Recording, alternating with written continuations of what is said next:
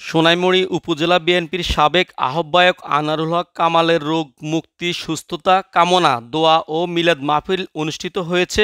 রবিবার বাদ আসর। উপজেলা ও পৌরসভা বিএনপির অঙ্গ ও সহযোগী সংগঠনের উদ্যোগে দলীয় কার্যালয়ে এ দোয়া ও মিলাদ মাহফিলের আয়োজন করা হয়েছে। এ সময় উপস্থিত ছিলেন সাবেক উপজেলা বিএনপির সদস্য সচিব দিদার হোসেন দিদার, সাবেক উপজেলা বিএনপির সাধারণ সম্পাদক কুতুবুদ্দিন সানি,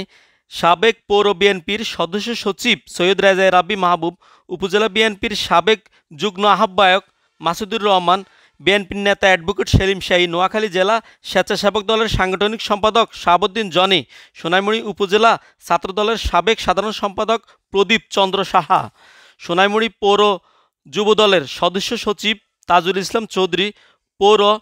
যুবদলের যুগ্ম আহ্বায়ক মোস্তফা মিটন, যুগ্ম আহ্বায়ক মোহাম্মদ শিপন আজাদ কবির, সোনাইমুড়ি উপজেলা যুবদলের যুগ্ম আহ্বায়ক মোহাম্মদ জসিমউদ্দিন, সোনাইমুড়ি পৌর স্বেচ্ছাসেবক দলের আহ্বায়ক শহীদুল লিটন, সোনাইমুড়ি উপজেলা ছাত্রদলের আহ্বায়ক নাজিমউদ্দিন রনি, সদস্য সচিব নূর মোহাম্মদ সাদ্দাম সহ প্রমুখ ব্যক্তিবর্গ এই সময় উপস্থিত ছিলেন। জসিমউদ্দিন রাজ, রাজ টিভি 24, সোনাইমুড়ি, নোয়াখালী।